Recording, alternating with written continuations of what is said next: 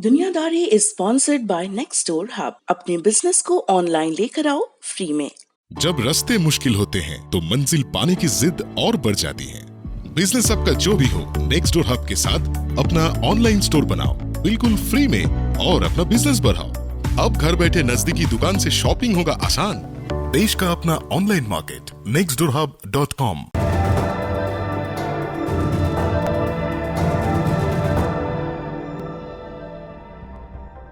प्रधानमंत्री ने अपने सुरक्षा गार्ड को वापस क्यों भेज दिया? वो कौन नकाबपोश था जो प्रधानमंत्री और उनकी पत्नी का पीछा कर रहा था? गोलियां चलते हुए सबने देखा, लेकिन हत्यारे को किसी ने नहीं। तो फिर कत्ल का अंजाम पता चला क्या कि कातिल कौन था?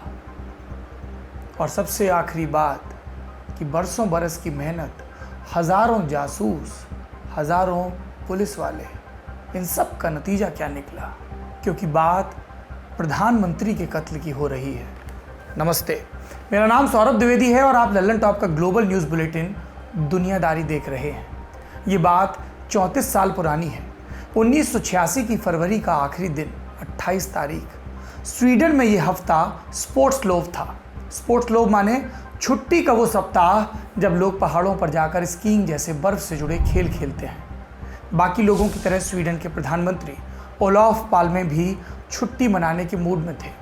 सुबह उन्होंने अपने दोस्त हैरी के साथ टेनिस खेला, फिर बाजार गए और फिर वहाँ से होते हुए वक्त पर अपने दफ्तर पहुँच गए।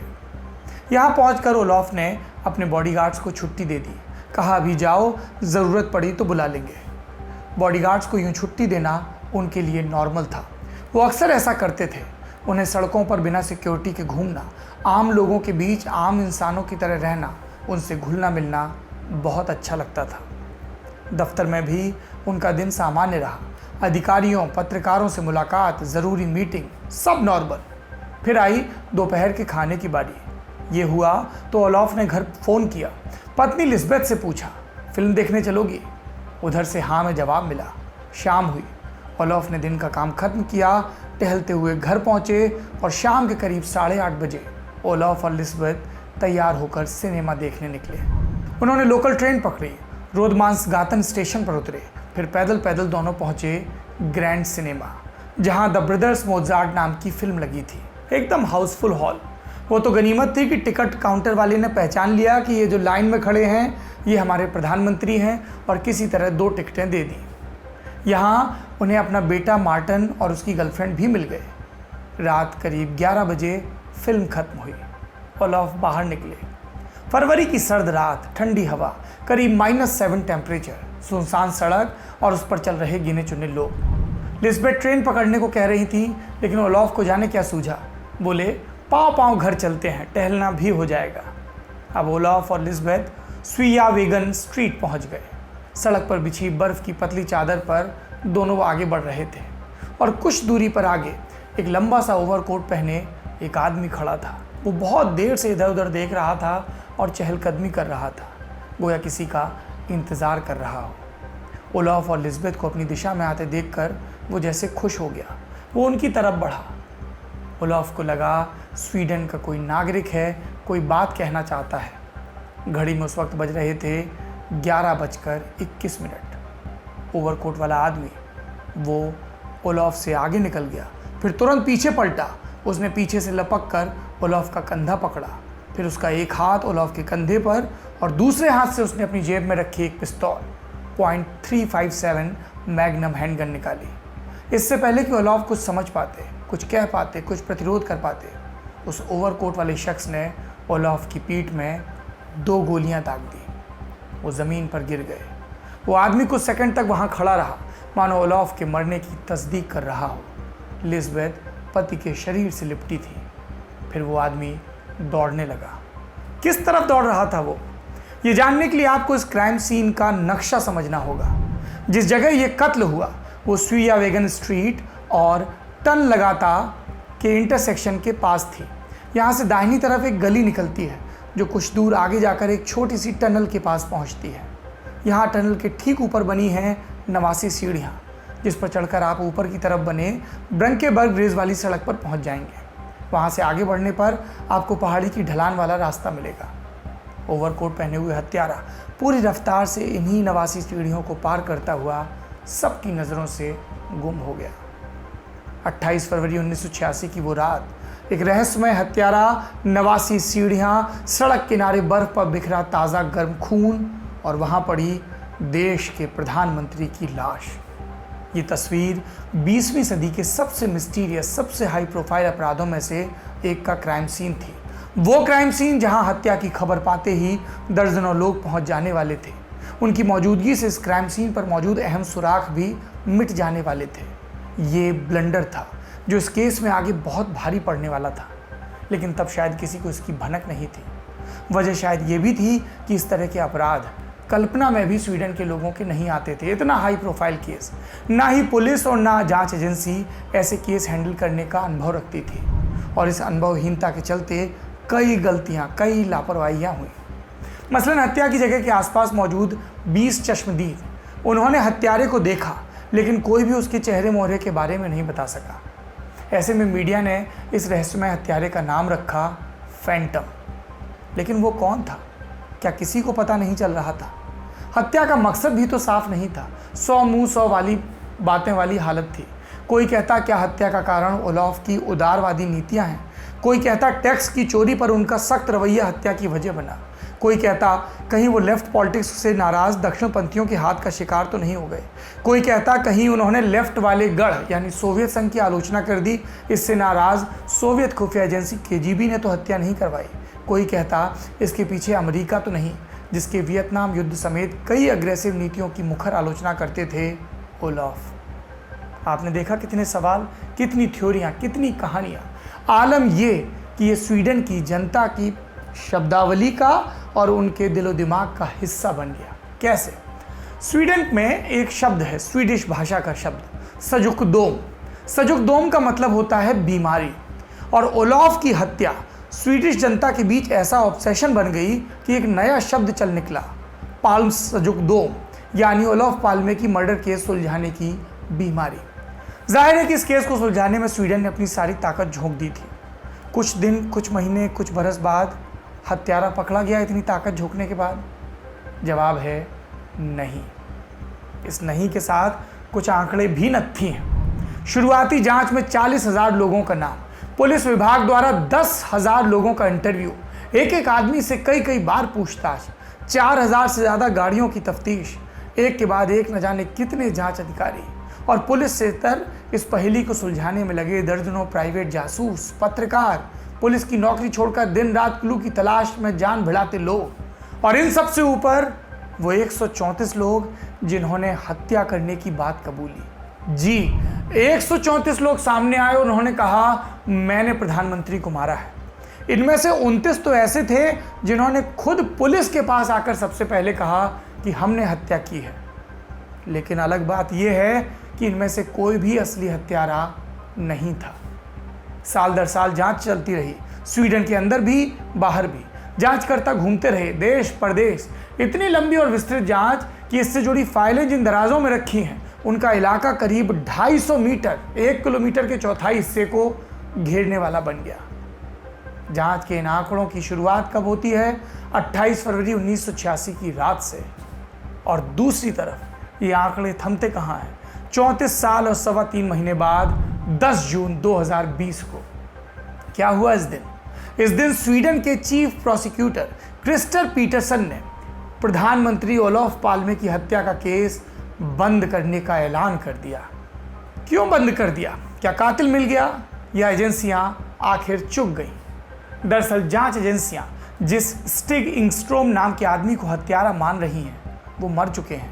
उन्होंने साल 2000 में आत्महत्या कर ली। स्वीडिश प्रोसिक्यूशन अथॉरिटी कह रही है कि इंगस्ट्रोम मर गए, अब इस प्रक्रिया को और लंबा खींचने की ज़रूरत नहीं।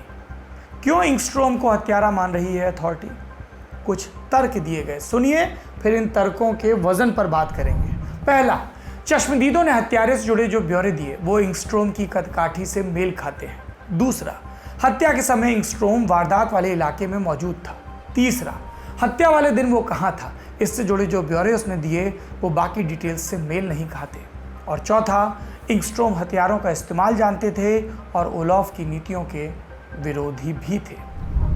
आपको कितने वजनी लग रहे हैं ये तर्क? इन आरोपों और संदेहों से इतर जांच एजेंसी के पास इंगस्ट्रोम के खिलाफ क्या कोई सबूत था? नहीं। पुलिस आज तक हत्या में इस्तेमाल हुई पिस्तौल नहीं खोज सकी। फिर यह भी सवाल है कि क्या राजनीतिक विरोध के कारण एक आदमी इस तरह प्लानिंग करके प्रधानमंत्री की हत्या कर देगा? अगर प्लानिंग की भी तो उसे कैसे पता था कि उस रात ओलॉफ पाल्मे उस सड़क से होकर गुजरने वाले हैं? हत्या करके उसे हासिल क्या होने वाला था?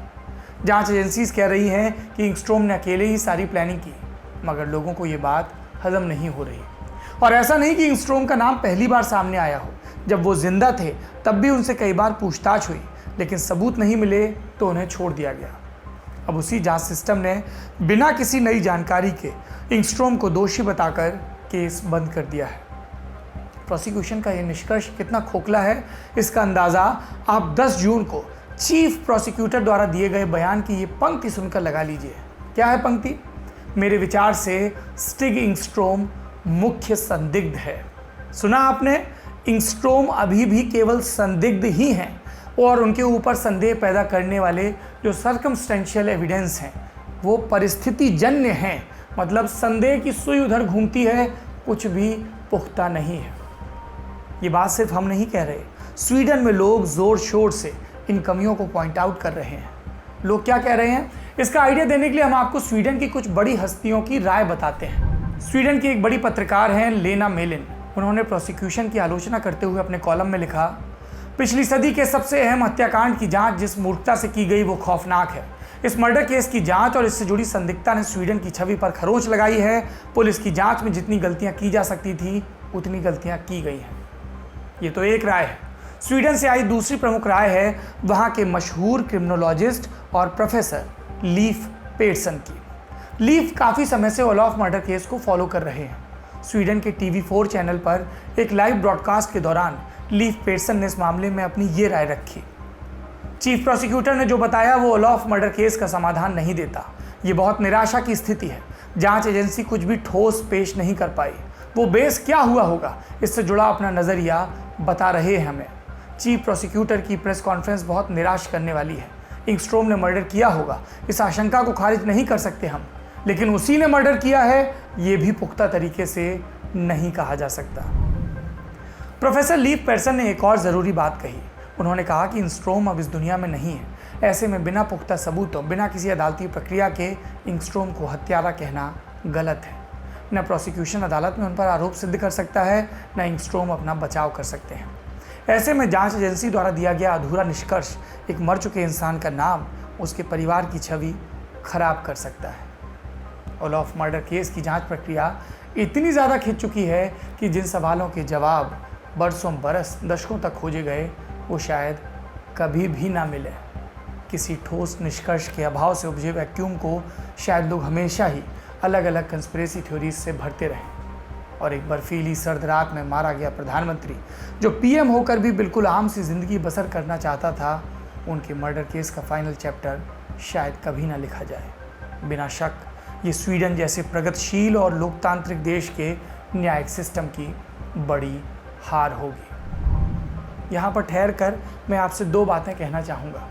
देश की राजधानी दिल्ली में ओलॉफ पाल्मे के नाम पर एक सड़क का नाम है। हमारे यहाँ कितनी ही सड़कों के नाम कितने महापुरुषों पर हैं। क्या हम कभी उनके बारे में जानने की रुचि दिखाते हैं? और दूसरी बड़ी बात, क्यों हमने स्वीडन को न्यायप्रिय कहा? कि आप देखिए, इस मुल्क को जितना अपने प्रधानमंत्री का कातिल खोजने की चिंता है, उतनी ही चिंता इस बात की कि उसकी किसी भी नागरिक को बिना सबूतों के एक संदिग्ध के तौर पर ही अपराधी ना मान लिया जाए। भारत को ये चीज़ सीखनी होगी। ये था दुनियादारी का आज का एपिसोड का बड़ी खबर सेगमेंट। अब आगे बढ़ने से पहले हम किसी को थैंक यू, शुक्रिया बोलना चाहेंगे। स्वीडन में रहने वाले ललन टॉप के दोस्त और मीडिया कंसल्टेंट मनु उनियाल को शुक्रिया।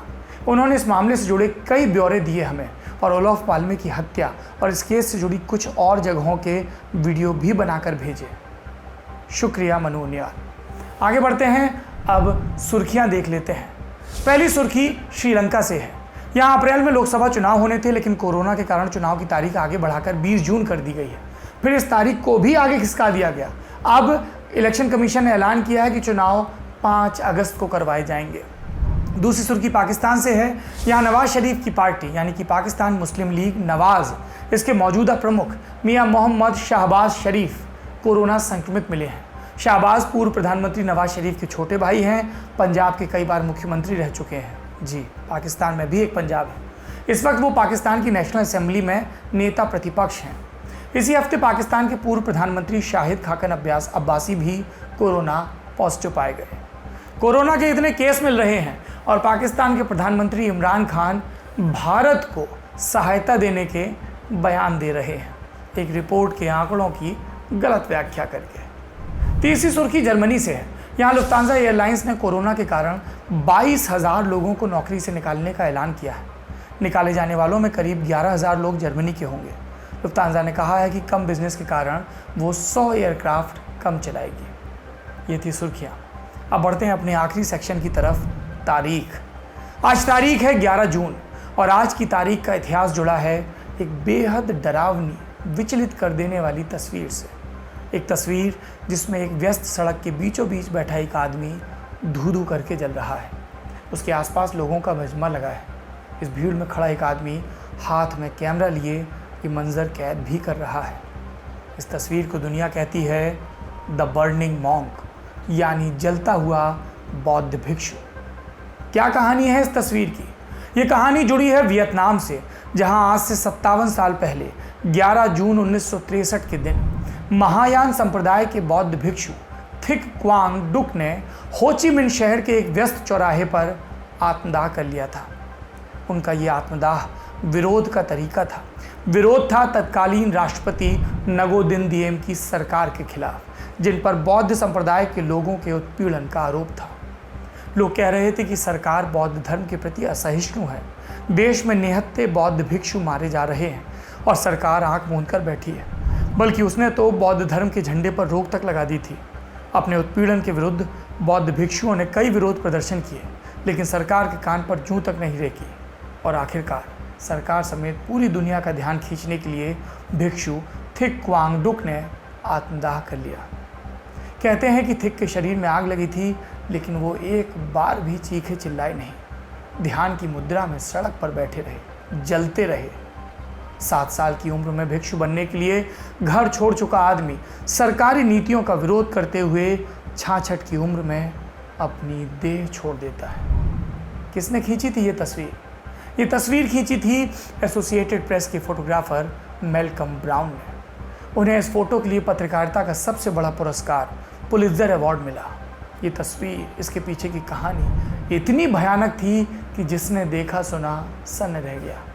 इस तस्वीर को दुनिया की सबसे प्रभावशाली तस्वीरों में गिना जाता है। अमेरिका के तत्कालीन राष्ट्रपति जॉन एफ कैनेडी ने कहा था कि इतिहास में किसी न्यूज़ पिक्चर ने इतनी भावनाएं नहीं पैदा की जितनी द बर्निंग मॉन्क ने। थिक क्वांग डुक जो जीते जी हासिल नहीं कर पाए, वो उनके आत्मदाह ने उनके समुदाय को दिलवा दिया। वियतनाम सरकार पर इतना दबाव पड़ा कि उसे बौद्धों के लिए कई सुधारवादी कदम उठाने पड़े। ये था दुनियादारी का आज का एपिसोड। अब मैं विदा लेता हूँ। सब भिक्षु कहते हैं कि जब तक जीवन है उसमें आनंद की खोज की जाए, निराशा का भाव न फटकने दिया जाए, वैराग्य रखा जाए, लेकिन संलिप्तता भी रखी जाए यदि आप गृहस्थ आश्रम में हैं। ऐसे में हम भी आपको निराशा और पीड़ा में छोड़कर नहीं जा सकते। इसलिए आपको देकर जाऊंगा आस बधाने वाला एक रोमांटिक गीत, जिसे हमारे एक दर्शक ने लटक के लिए अपनी आवाज़ में गाकर भेजा। ये लटक क्या है? लल्लन टॉप की नई चौचक पेशकश। इंस्टाग्राम पर जाइए, लटक खोजिए, आप समझ जाएंगे हम इसे चौचक क्यों कह रहे हैं, क्योंकि यहाँ पर आपको इस तरह के वीडियोज़ की भरमार मिलेगी। शुक्रिया।